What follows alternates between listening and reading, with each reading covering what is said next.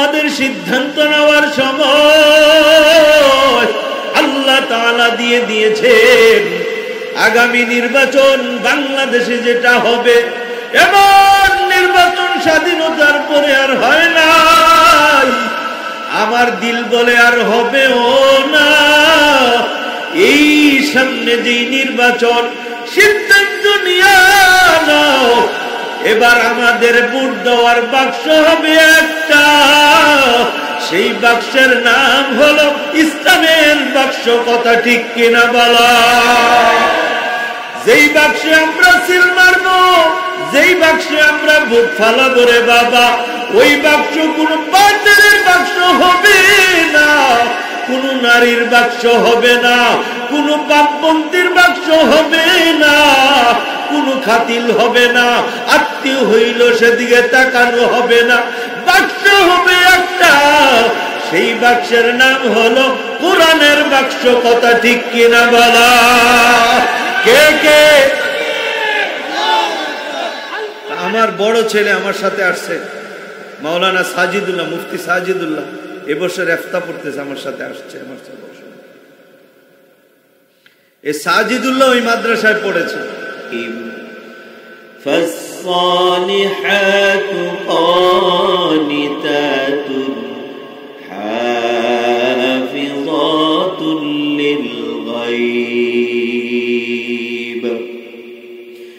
للغيب بما حفظ الله واللاتي تخافون نشوزهن فعظوهن واهجروهن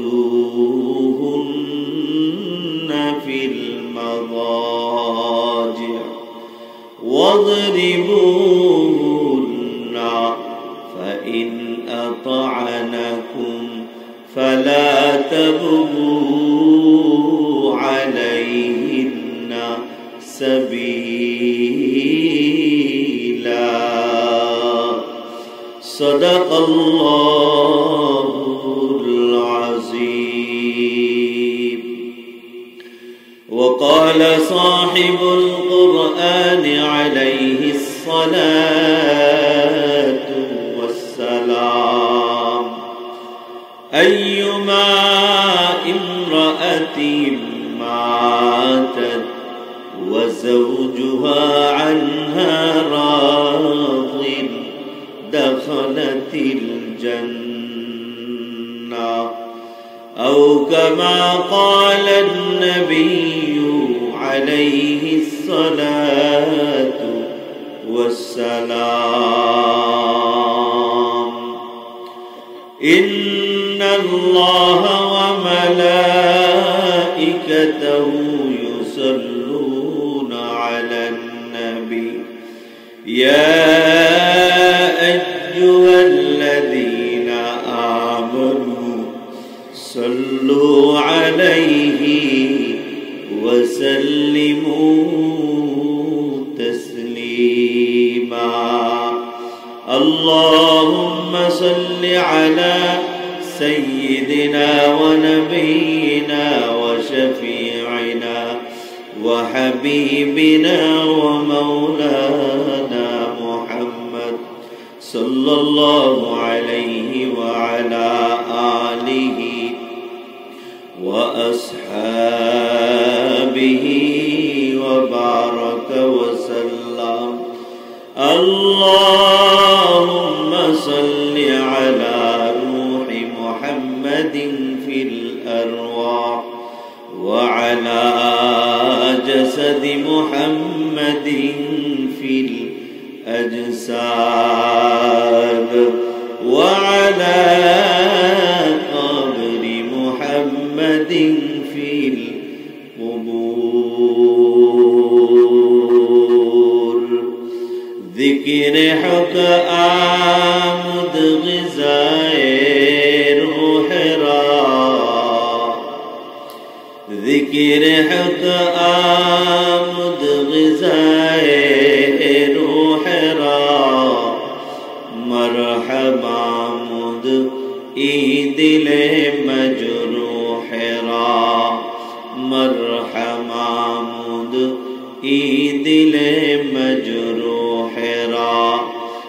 खियाले माँ सेवा बाशद नमारा खियाले माँ सेवा बाशद नमारा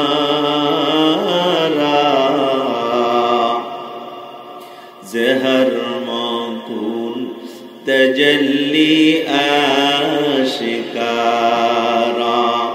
जहर मौकून तजल्ली आशिकारा फिक्र बातिल को हटा दे दिल से रब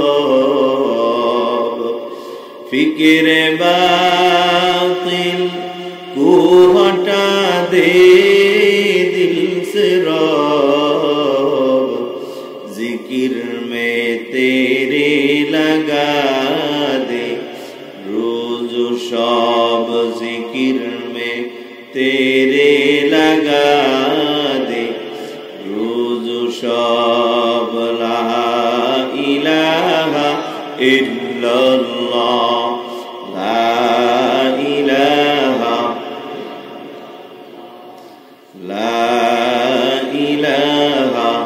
इल्लल्लाह ला इलाहा इल्लल्लाह ला इलाहा এই মাইকটার আওয়াজটা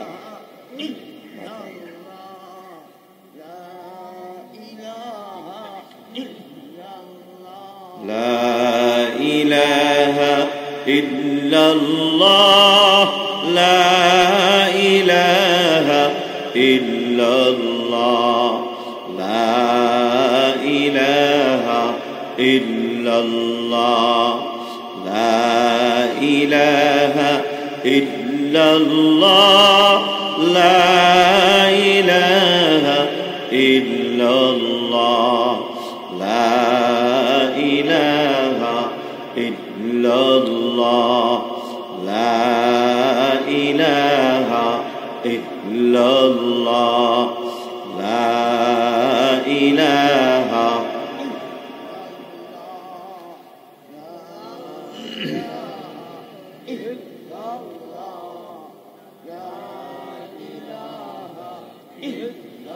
লা ইলাহা ইল্লাল্লাহ মুহাম্মাদুর রাসূলুল্লাহ সাল্লাল্লাহু আলাইহি ওয়াসাল্লাম রব্বি ইশরাহ লি সাদরি ওয়া ইয়াসসির লি আমরি ওয়াহলুল উকদাতাম মিন লিসানি يفقهوا قولي سبحانك لا علم لنا إلا ما علمتنا إنك أنت العليم الحكيم إلهي बुला ले हमको दियारे मदीना इलाही बुला ले हमको ओ दियारे मदीना इलाही मिला ले हमको ओ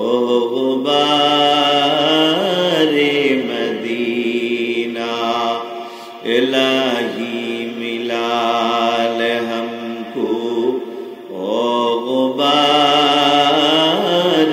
मदीना दिखा दे इलाही मदीना कैसे बसती है दिखा दे इलाही मदीना कैसे बसती है जहाँ रात दिन रहमते मौला बरसती है जहाँ रात दिन रहमते मौला बरसती है कव्वामून अलल निसा बिमा फद्दलल्लाहु बअदहुम अला बअद وبما أنفقوا من أموالهم আল্লাহ তাআলা বলেন আর রিজাল পৃথিবীর সমস্ত পুরুষগণ কি কওয়ামুন শাসক বানানো হয়েছে আলান নিসা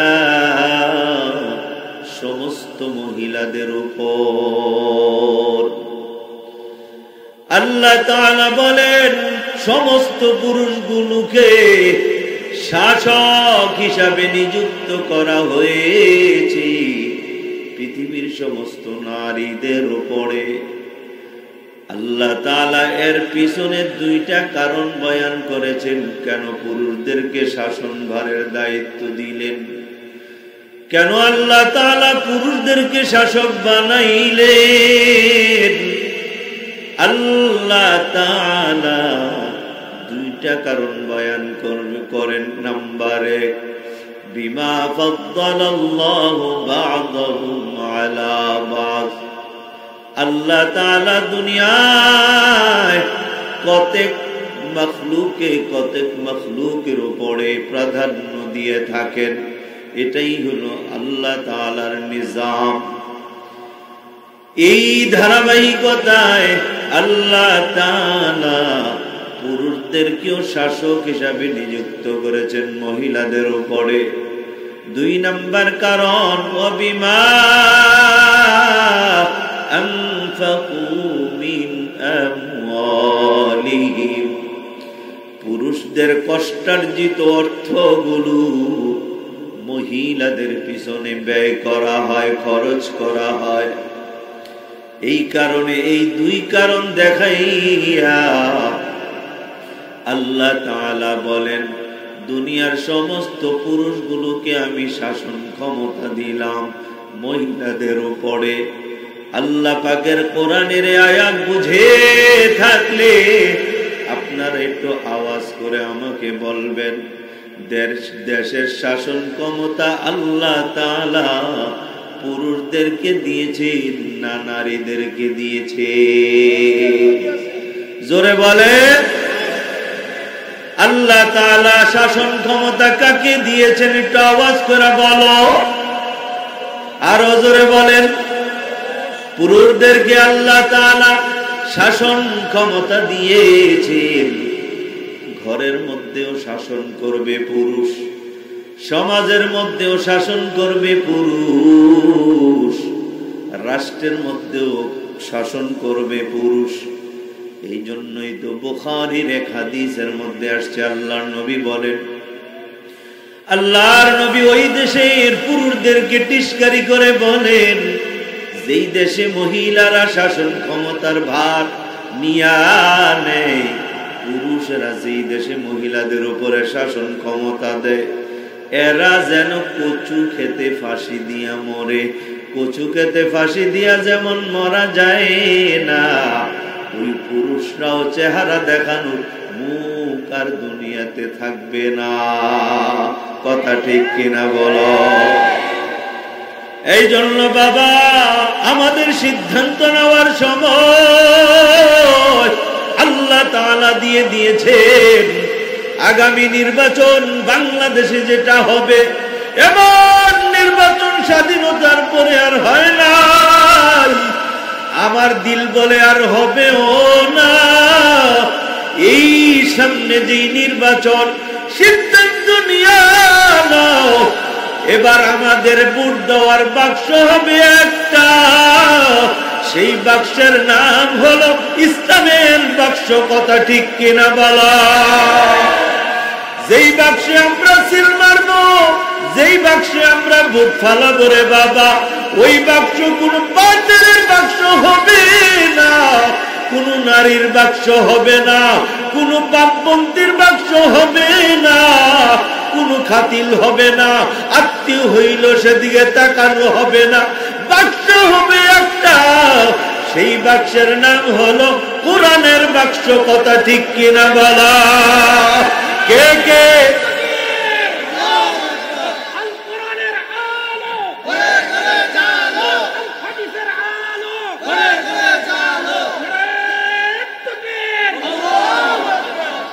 আমার পর্দার আড়ালের মা,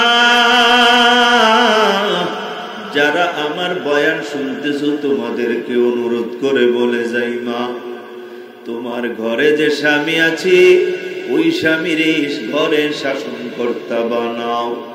ঘরের যেই কোনো সিদ্ধান্ত নেওয়ার ভার স্বামীর উপর ছেড়ে দাও। ওরে আম্মা জান, যেই ঘরে মহিলারা সর্দার গর্বে, সেই ঘরে মহিলারা সিদ্ধান্ত নিবে, খোঁজ খবর নিয়ে দেখো না, ওই ঘরে আল্লাহ তাআলার বরকত থাকে না। আমার ঘরের যেই কোনো সিদ্ধান্ত আমার স্বামী নিবে, আমি কেন সর্দারি করতে যাব, মাতাব্বরি করতে যাব? আমার স্বামী যা বলবে, আমার স্বামীর কথাই শেষ চূড়ান্ত কথা হবে। যেই ঘরে স্বামীকে সিদ্ধান্তের মালিক বানায় আনে, স্বামীর উপরে সমস্ত সিদ্ধান্তর ভার দিয়ে দেয়। স্ত্রী বলে, স্বামী আমার, আল্লাহর কালামের বাহিরে আমি চলবো না, ছেলের বিয়েতে আমি সিদ্ধান্ত নিব না, তুমি সিদ্ধান্ত নিবা, মেয়ের বিয়েতে আমি সিদ্ধান্ত নিব না, তুমি সিদ্ধান্ত নিবা, ঘরের যে কোনো বিষয়ে তুমি সিদ্ধান্ত নিবা, আমি সিদ্ধান্ত নিব না।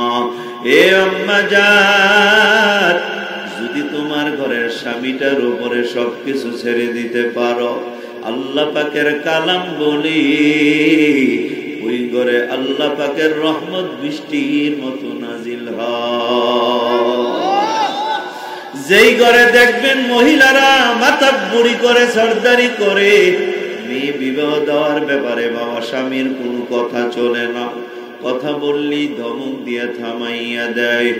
এ বাবা, দুঃখ ভারাক্রান্ত হৃদয় নিয়া পুরুষগুলো ওই সমাজের লোকদের কাছে মুখ দেখাইতে পারে না।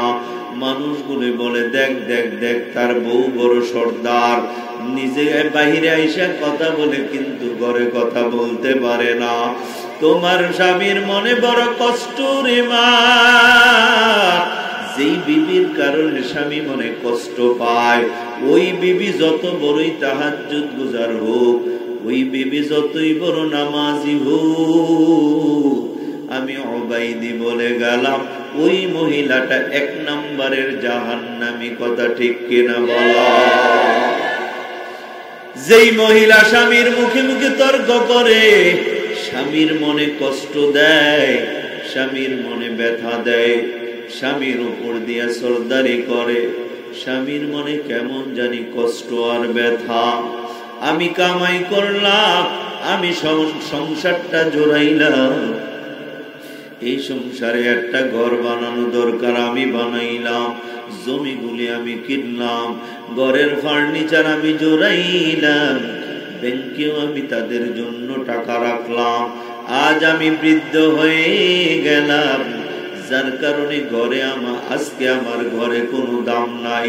ছেলেও টাকা কামাই করে মার কাছে এনে জমা দেয়, বাবারে 1 পয়সার দামও দেয় না। মার সাথে পরামর্শ করে বাবাকে জিজ্ঞেস করে না। এমন ঘর সমাজে আছি না? না, জোরে বলেন আছে না? না।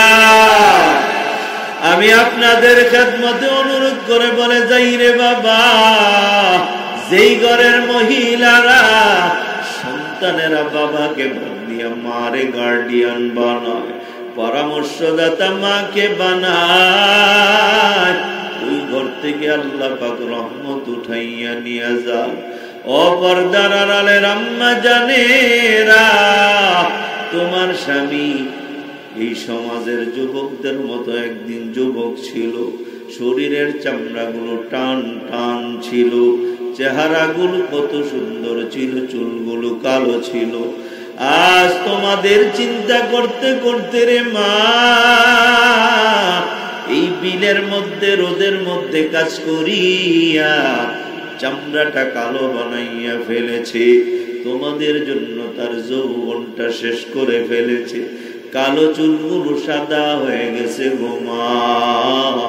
আজকে ওই পুরুষটার যদি দাম না দাও, মর্যাদা না দাও, দুনিয়ার কেউ বেজার হোক আর না হোক, স্বয়ং আমার আল্লাহ বেজার হবে।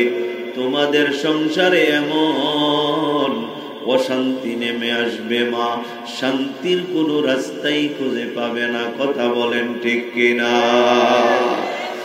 এ পর্দার আড়ালের আম্মা জানেরা, মদিনার নবী শোনায় গেছে তোমাদেরকে। কি শোনাইছে জানোনি? قال رسول الله صلى الله عليه وسلم أيما امرأة ماتت وزوجها عنها راض دخلت الجنة। সমাজের যে মহিলা বিবাহের পরে স্বামীর মনে কষ্ট না দেয়, স্বামীর খেদমত করে মারা যায়, নবী আমার বলেন দাখালাতিল জান্নাহ, ওই মহিলা জান্নাতে প্রবেশ করে ফেলেছে। এই জায়গায় একটু কথা না বললেই না হয়। মাদ্রাসার ছাত্র যারা আছে, উলামায়ে কেরামরা বুঝবেন। এ বাবা, কাল হইল তিনটা জমানা, তিনটা, একটা মাজি, মুস্তাকবিল, হাল, অতীত, বর্তমান, ভবিষ্যৎ। এই তিনটার কাল আছে। অতীত কালকে আমাদের মাদ্রাসায় সরফের ভাষায় বলে বাবা মাজি, আর বর্তমান আর ভবিষ্যৎ দুটোটাকে মিলা বলে মুজারিয়া। মাজির অর্থ হইল ফাআলা, ফাআলা, ফাআলু, ফাআলাত। ফাআলাত ওয়াহিদ মুআন্নাসে গায়েবের সিগা, অর্থ হলো সে একজন মহিলা করেছে। জরাবাত, সে একজন মহিলা প্রহার করেছে। দাখালাত, সে একজন মহিলা প্রবেশ করেছে। আর যদি বলে ইয়াদখুলু, ইয়াদখুলানি, ইয়াদখুলুনা, তাদখুলু, এটাও ওয়াহিদ মুআন্নাসে গায়েবের সিগা, বহস হইল মুজারে মারুফ, অর্থ হবে সে একজন মহিলা প্রবেশ করবে।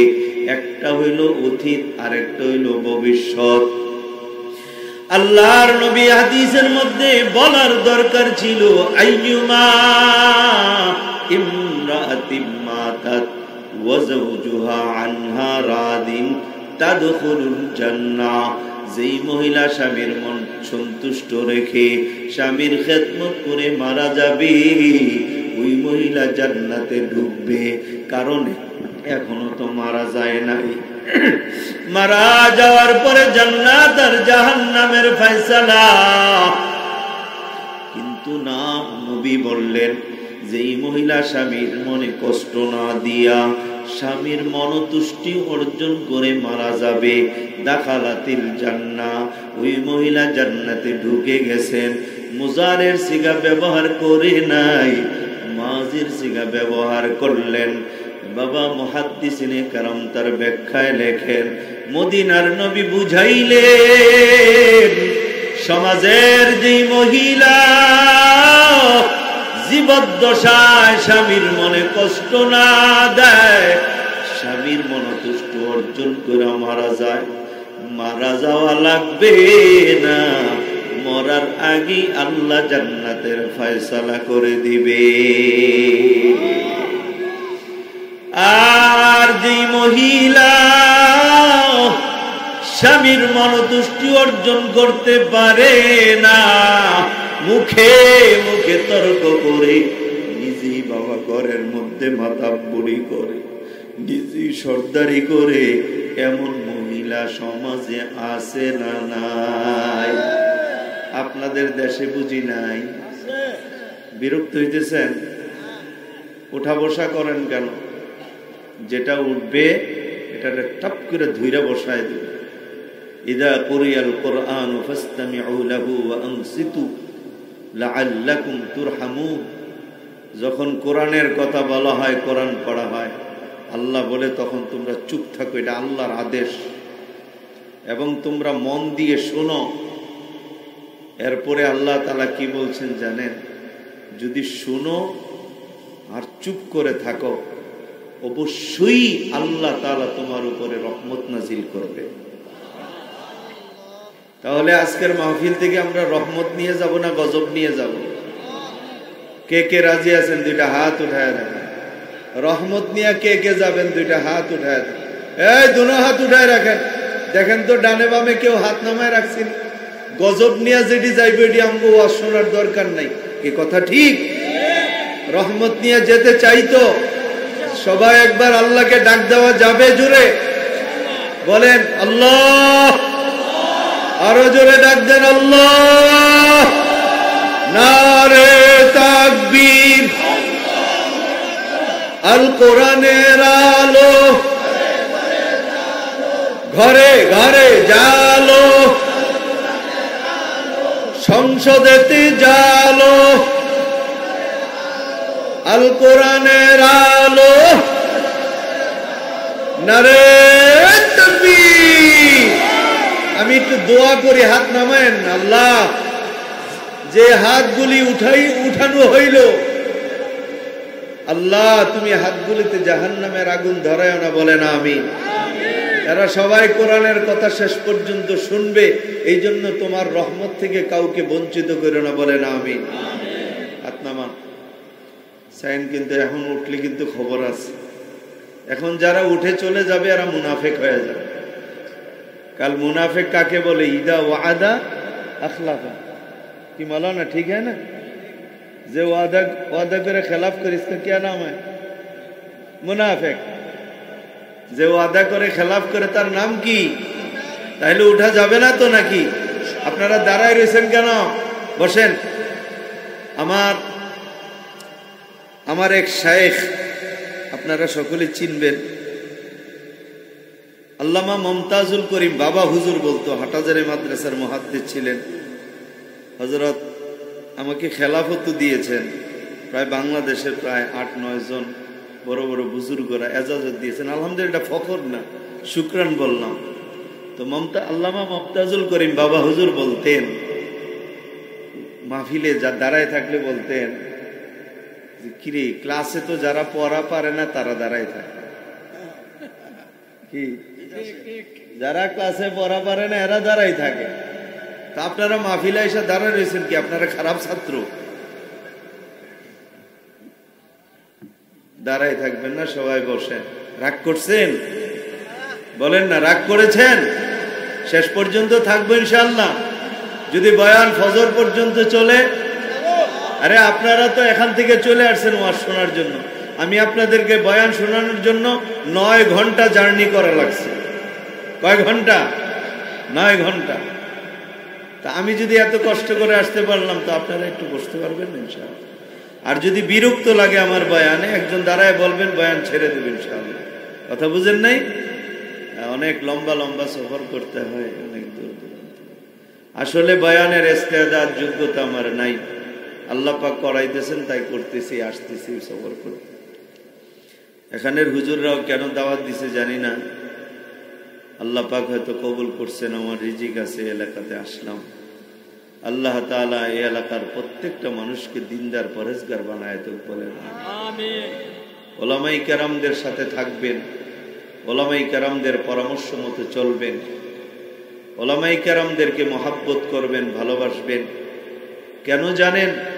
মদিনার নবী বলেছেন, ইন্নাল উলামা ওয়ারাসাতুল আম্বিয়া। ওলামায়ে কেরামদেরকে শ্রদ্ধা, সম্মান, ভালোবাসা, এই একটা হাদিসই যথেষ্ট। কথা ঠিক কিনা?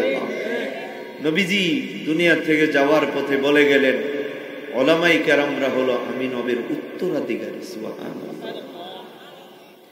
যারা পীর সাহেবের মুরিদ, পীর মারা গেলে পীরের ছেলেকে পীরের চেয়ে আরো বেশি সম্মান করে। কি কথা ঠিক? নবীজি বলেছেন আমি চলে যাব, আমার ওয়ারেস, আমার উত্তরাধিকারী উলামায়ে কেরামদেরকে রেখে যাব। এক হাদিসে রসুল পাক সাল্লাল্লাহু আলাইহি সাল্লাম বলে, মুসলিম শরীফের বর্ণনা, ফাকাদ রাআনি, যে উলামায়ে কেরামের চেহারার দিকে রহমত আর মায়ার ভালোবাসার নজরে তাকাইলো, সেজন্য আমি নবীর চেহারার দিকে তাকাই।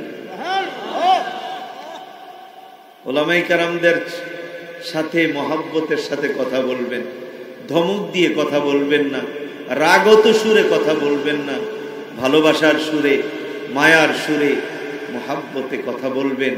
খুশি হবেন কে? জোরে বলেন, খুশি হবেন কে? আল্লাহ তাআলা খুশি হবেন। হাশরের ময়দানে আল্লাহ তাআলা পাল্লা দিয়ে মাপবেন। পাল্লা চিনেন?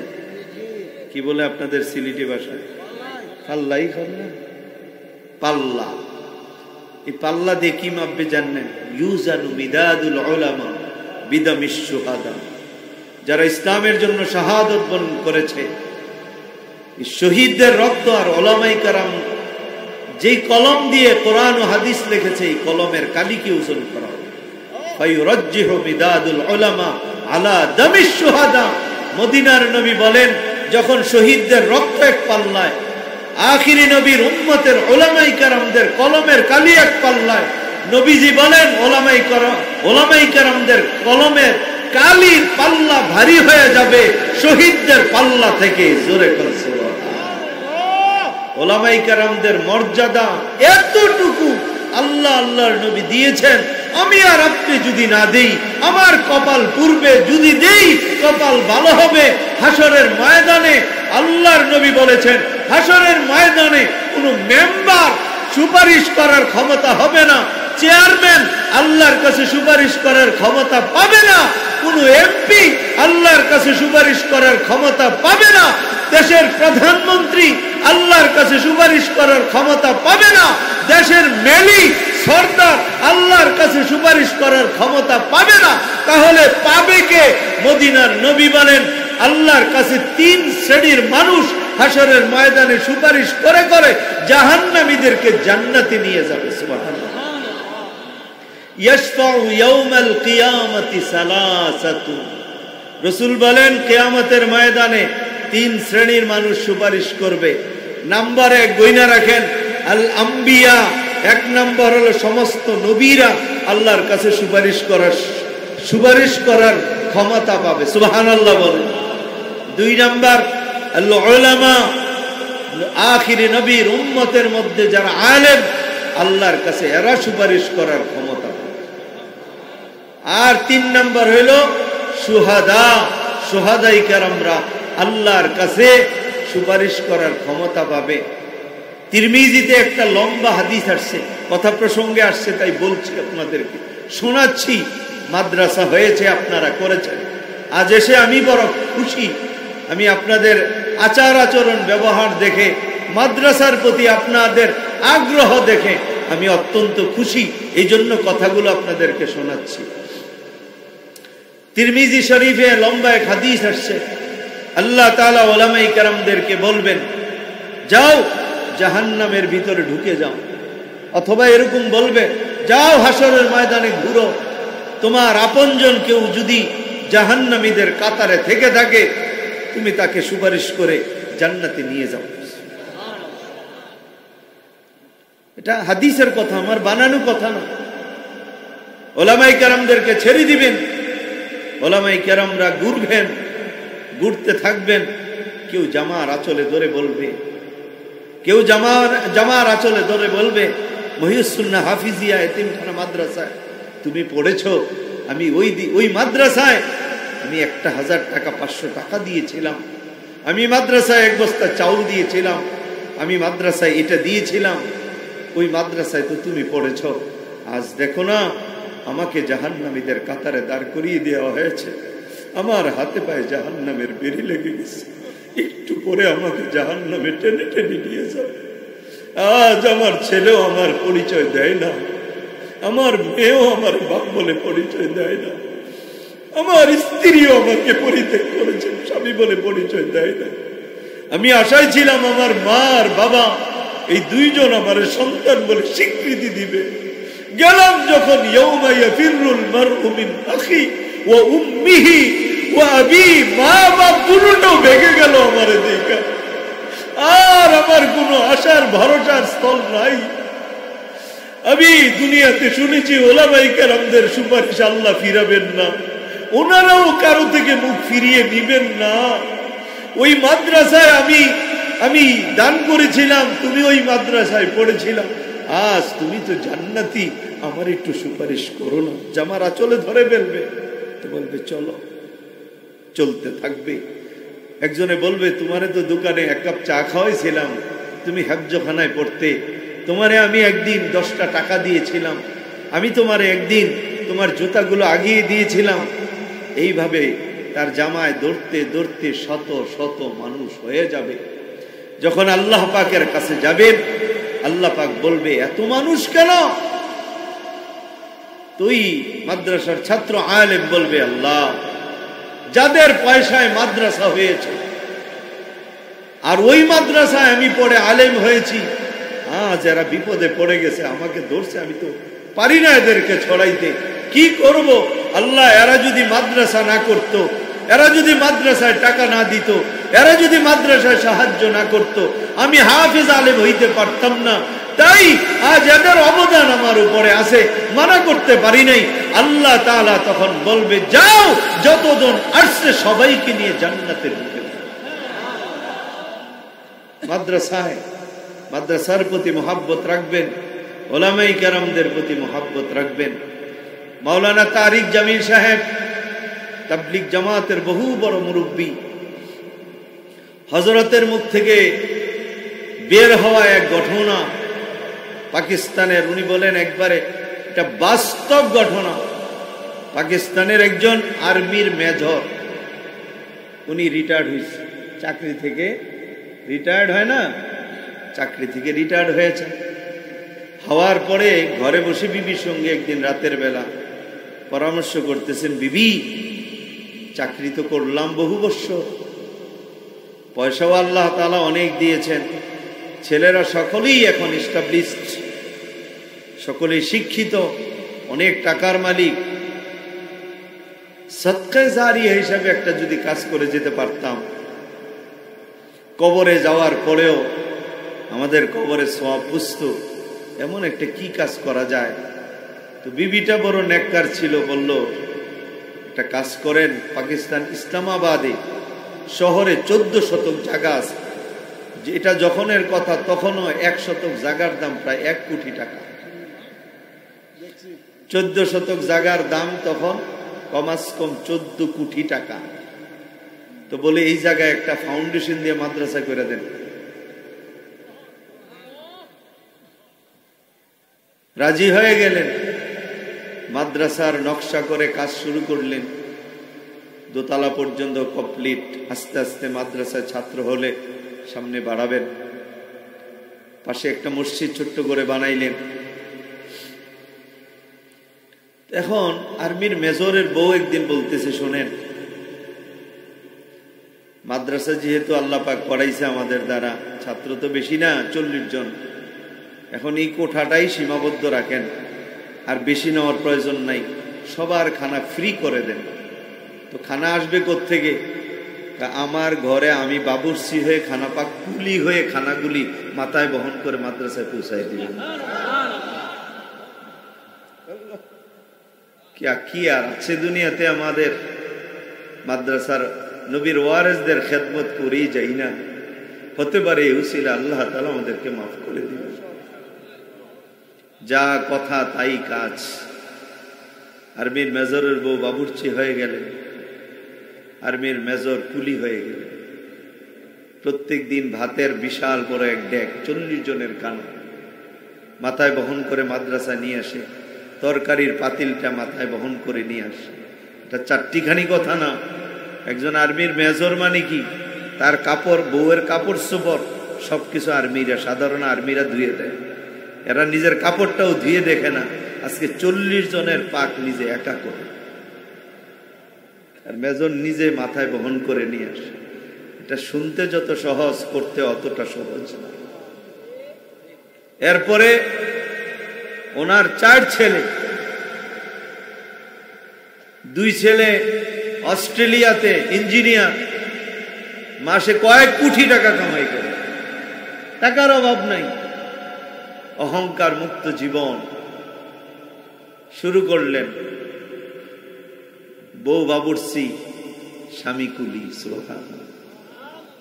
চলছে ছাত্রদের পড়ার মানও খুব ভালো, উস্তাদদের কোনো ফিকির নাই, কালেকশন করা লাগে না, পড়ানি আর পড়ানি, ছাত্ররাও পড়ে, উস্তাদেরাও পড়ায়। পুরা পাকিস্তানের মধ্যে অল্প দিনে খুব সুনাম হয়ে গেছে। কারণ বাগানে যখন ফুল ফুটে, ফুল মানুষকে বিশ্রায় না, মানুষ ফুলকে বিশ্রি বের করে। কথা ঠিক কি? মাদ্রাসা বিল্ডিং এর নাম না, বড় বড় দালানের নাম না, লেখাপড়ার নাম হইল মাদ্রাসা। ভালো যদি হয়, নেত্রকোনা থেকে বিশ্রায় আইসা আপনাদের বড়ই এই মাদ্রাসায় ভর্তি হবে। কথা ঠিক কিনা?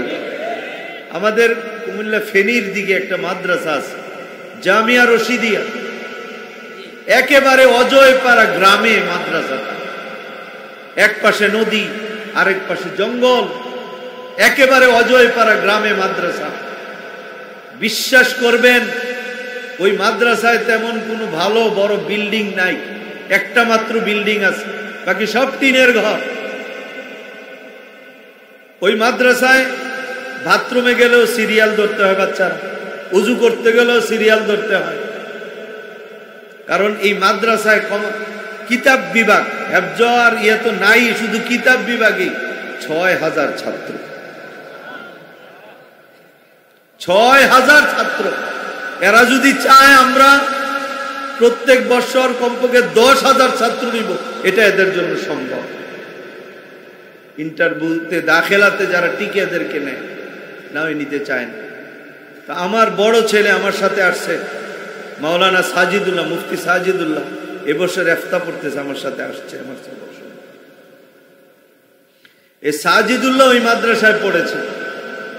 আমি দেখছি ওই মাদ্রাসার ছেলেরা কত কষ্ট করে, খানার কষ্ট, ঘুমের কষ্ট, পেশাবের কষ্ট, পায়খানার কষ্ট, গোসলের কষ্ট। এরপরে হাজার হাজার ছাত্র। কেন? এই কেন প্রশ্নের উত্তর খুঁজতে যায় দেখলাম মাদ্রাসায় পড়ালেখা ভালো, এই জন্য মৌমাছির মতো দেশের বিভিন্ন জায়গা থেকে ছাত্ররা ছুটে আসতেছে এখানে। এই জন্য বলে, ফুল যদি বাগানে ফুটে, ফুল মানুষকে বিশ্রায় না, ফুলে ঘ্রাণ পেয়ে মানুষ কাটার ঘাই লাগার পরেও ফুল সেখান থেকে বিশ্রিয়ে বের করে। কথা লিখে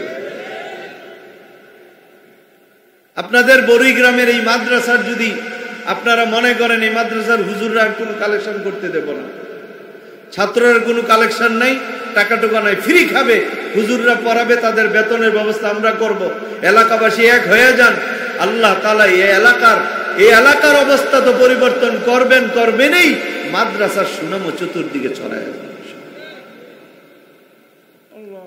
এইভাবে চলতেছে। মেজর সাহেব খানা পাক করে আনেন, মেজরের বিবি খানা পাক করে, উনি নিয়ে আসেন। অনেকদিন পরের কথা, মেজরের বউ একদিন অসুস্থ হয়ে গেছে। সকালের খানাটা পাক করতে একটু দেরি হয়ে গেছে। খানা আনছে প্রায়, যেখানে 7টা-8টার দিকে নাস্তা খাওয়ার কথা ছেলেরা, এই জায়গায় 10:30 বেজে গেছে, এখনো খানা নিয়ে আসতেছে না। হেফজখানার ছেলেরা 3:30-4টার দিকে উঠে যায়, উঠেই তারা সবক শোনায়, এরপরে তারা সাতসবক শোনায়, এরপর আবার আমুক্তা ইয়াদ করে। পেটে খুব ক্ষুধা লেগে যায় না। তো যখন আরবির মেজর খানা নিয়ে আসছে 10:30, 11:15, তখন একজন ছাত্র কইতেছে, দেখ গাধাটা এতক্ষণে খানা নিয়ে আসছে। এই যে একটা গাধা শব্দ বলছে, এটা যে আরবির মেজরের কানে পুচ্ছে। আরবিতে যারা চাকরি করে আসে, এদের ব্রেনটা কিন্তু রাইখা দেয়, এটা ঠোলটা দিয়ে বাড়িতে পাঠায়, বুঝছেন? আর্মিতে, সেনাবাহিনীতে, তারপরে প্রাইমারি স্কুলে যারা মাস্টারি করে, এটি সব শেষ হয়ে যায় চাকরির মধ্যে আয়া যে ফুলটা লইয়া তো উনি খুব মেজাজ গরম হয়ে গেছে। তো উনি খুব রাগটা কন্ট্রোল করছে কোন রকম।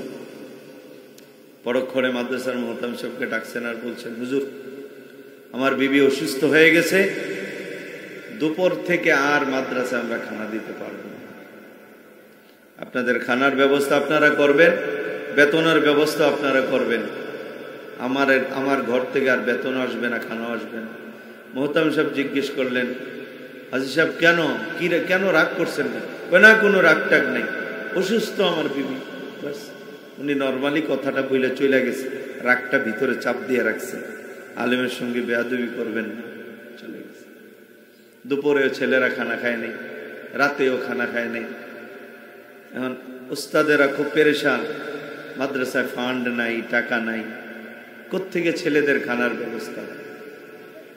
এশার নামাজের পরে রাত 10টায় আসাতাজাই কেরামরা ছাত্রদের কিনে মসজিদে ঢুকছেন, আল্লাহর দরবারে কাঁদতেছেন আর বলতেছেন, আল্লাহ তুমি রিজিকের মালিক, মাদ্রাসার এই ছেলেগুলো দুপুরেও খায় নাই, রাতের বেলাও খায় নাই, এই ক্ষুধার্ত পেট নিয়ে তোমার ঘরে হাজির। এ মালিক,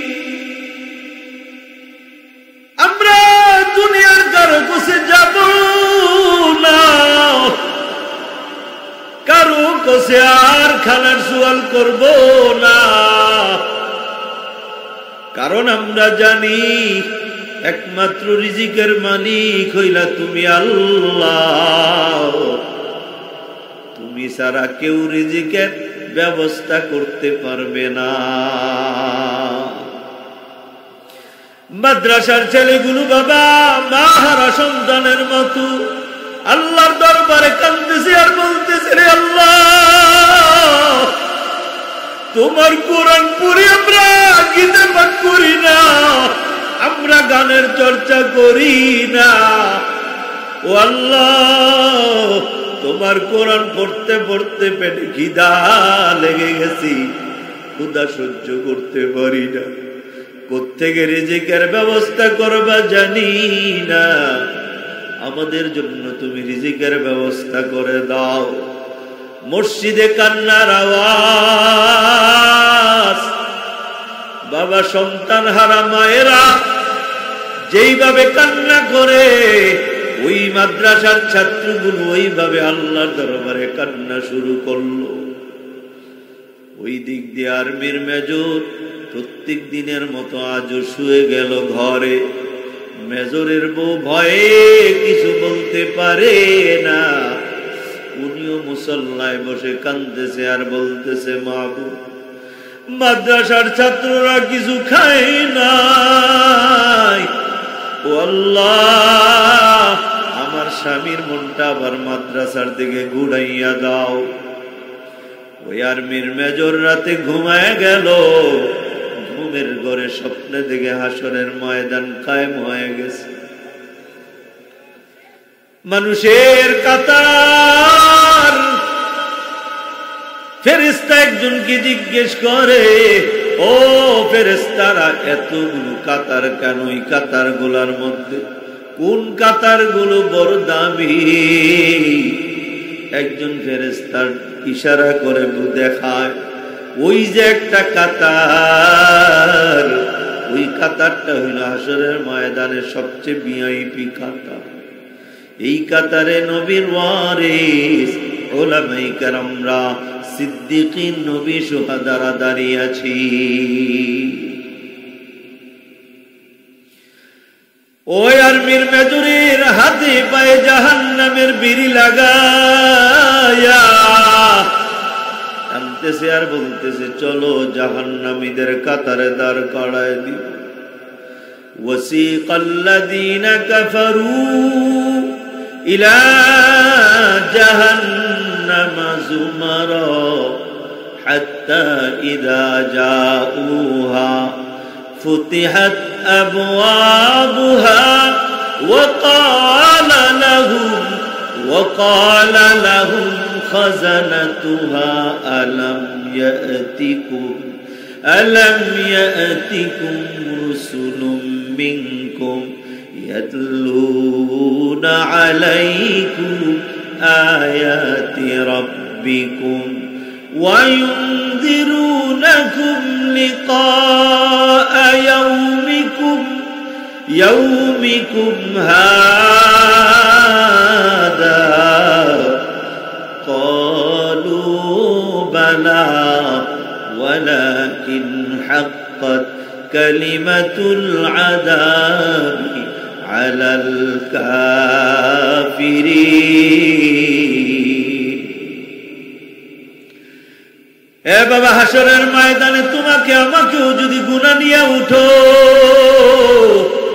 জাহান্নামের বেড়ি লাগায়া জাহান্নামের দিকে হাকাইয়া হাকাইয়া নিয়ে যাবে জোরে বলা যাবে নাউযুবিল্লাহ হাজি ওই আর্মির মেজরের হাতের মধ্যে জাহান্নামের হ্যান্ডকাপ পায়ের মধ্যে জাহান্নামের বেড়ি আর টানতেছে আয়া জাহান্নামের দূর যাওয়া লাগবে ওই আর্মির মেজর কান্দের বলে ফেরেশতা তোমাদের হয়তো কোথাও ভুল হইতেছি আমি দুনিয়াতে এমন কোন গুনার কাজ করি নাই যার কারণে আমি জাহান্নামে যাওয়া লাগবে মাদ্রাসা বানাইলাম মাদ্রাসায় আলেমদের খেদমতে নিয়োজিত হইলাম আল্লাহ পাক তারপরেও বুঝি মাফ করে নাই ফেরেশতা বলে না না আল্লাহ তোরে মাফ করে নাই মেজর বাবা দেখে বাঁচার কোনো উপায় নাই জাহান্নামে যাওয়াই লাগবে মাথাটা নিচু করে চোখের পানি ফেলতে ফেলতে সামনের দিকে আগায় আর মনে মনে আল্লাহকে ডাকে আল্লাহ একটু আমার উপরে দয়া করো না আমার উপর একটু করুণা করো না যেই ভয়ঙ্কর জাহান্নাম দেখতেছি তা তো আমি সহ্য করতে পারবো না এটা কি স্বপ্নে না বাস্তবে স্বপ্নে এমন সময় দেখে আল্লাহর পক্ষ থেকে একটা আওয়াজ ডাক দিয়ে বলতেছে হাসরের ময়দানে কে আছো পাকিস্তানের জমিনে ইসলামাবাদে মাদ্রাসা বানাইছিল ওই মাদ্রাসার ছেলেরা তোমার উপাধি দিয়েছে গাদা কে আছো আর্মির মেজর তখন জোরে আওয়াজ করে বলে আনা আমি এখন কি কয় আমি আল্লাহ তাআলা বলতেছেন ও ফেরেশতারা যদি সেই গাদা হয়ে থাকে রে পুলসিরাতের পুলের গোড়ায় নিয়ে যাও ফেরেশতা তাকে পুলসিরাতের পুলের গোড়ার দিকে নিয়ে যাচ্ছে আরেকজন ফেরেশতা আসছে বলে তাড়াতাড়ি চলো মেজর জিজ্ঞেস করে কই নিয়ে যাও বলে একদল মাদ্রাসার ছাত্র পুলসিরাতের পুলের গোড়া গ্রাও করে দাঁড়িয়ে আছে এরা কাউকে পুলে উঠতে দেয় না নিজেরাও পুলে ওঠে না কারণ জান্নাতীরা ওই পুলে না উঠা জান্নাতে যেতে পারবে না জাহান্নামীরা পুলে ওঠার সঙ্গে সঙ্গে কাইটা টুকরা টুকরা হইয়া নিচে জাহান্নামে পড়ে যাবে এটা হইল হাসরের ময়দান এখান থেকে জাহান্নাম জাহান্নামের পরে জান্নাত জাহান্নামের উপরে হইল পুল বুঝলেন এই পুলে উঠতে হবে যারা নেককার এরা উঠবে পা দিবে বিজলি মারে না আসমানে বিজলি চমকায় চমকায় এটা কি 1 ঘন্টা থাকে আধা ঘন্টা 10 মিনিট 15 মিনিট 1 মিনিটও হয় না 1-2 সেকেন্ড আল্লাহ ওয়ালা বুজুর্গ দিনদার নামাজি পরেজগার এই লোকগুলো পুলে পা রাখবে বিজলির মতো ওপারে যায় পড়বে সুবহানাল্লাহ পা রাখবে দেখবে সামনে জান্নাত। বলবে এত তাড়াতাড়ি পার হয়ে গেল। একজন ফেরেশতা বলে একটা দ্রুতগামী ঘোড়া দিয়া দৌড়াইলে 30,000 বৎসর লাগবে এই পোলটা পার হইতে। এই পোল পার হবে যারা আল্লাহকে দুনিয়াতে ভয় করে চলেছে, একক তো নামাজ কাজা করে নাই, কোনোদিন হারাম খায় নাই, এরাই সেই পোলটা বিজলির আকারে পার হবে। ওই পুলে ওঠার সঙ্গে সঙ্গে টুকরা টুকরা হয়ে জাহান্নামে পড়বে। সমাজের ওই কীট প্রতঙ্গগুলো যারা মানুষরূপী হায়না, জালেম, সুদখুর, ঘুষখুর সমাজে আছে না নাই? সুদখুর আছেনি? হ্যাঁ, আপনাদের এলাকায় মনে হয় সুদখুর না, সুদ খায়, সুদের টাকা লাগায়। আল্লাহর কসম, আল্লাহর কসম, আসমানের নিচে জমিনের উপরে যারা সুদে টাকা আনে আর সুদে টাকা লাগায়, এদের চেয়ে নিকৃষ্ট আর কেউ নাই, কেউ নাই, কেউ নাই। কারণ আল্লাহ বলেছেন ফাইল্লাম তাফআলু ফাআযানু বিহারবিন মিনাল্লাহি ওয়া রাসূলি। আমার পক্ষ থেকে তোমাদের কাছে এই পয়গাম আসার পরে যে আহাল্লাল্লাহুল বাইআ ওয়া হাররামার রিবা, আল্লাহ তাআলা ব্যবসাকে হালাল করেছেন, সুদকে হারাম করেছেন। এই পয়গাম আসার পরেও যারা সুদের কারবারি ছাড়লো না, তো সে আল্লাহ এবং আল্লাহ রসুলের সঙ্গে নমরুদের মতো যুদ্ধে যেন লিপ্ত হয়ে গেল। আওয়াজ করে বলা যাবেনি নাউজুবিল্লাহ। নমরুদ যুদ্ধ করে কি মুসলমান না কাফের? জান্নাতি না জাহান্নামী? নমরুদ যেমন আল্লাহর সঙ্গে যুদ্ধে লিপ্ত হয়েছিল। যারা সুদ খায় এরা জানে সুদ খাওয়া হালাল না হারাম। জানে কি জানে না? না না যাই না খায়, না যাই না খায়। একটা সুদখুরু পাইবেন না যে সুদ খাওয়া হারাম, এই কথাটা জানে না। সবাই জানার পরেও খায়। একটা অন্যায় হইলো সে সুদ খাইছে, আর একটা হইলো জাইনা খাইছে। জাইনা যদি কোনো ফরজকে আল্লাহর নিষিদ্ধ উপেক্ষা করে, এটাকে অবমাননা করে, তার ঈমান থাকে না। কি থাকে না? আপনি কিসের নামাজ পড়েন মিয়া? নামাজ পড়েন, আবার সভাপতি হইতে চান, মসজিদের সেক্রেটারি হইতে চান।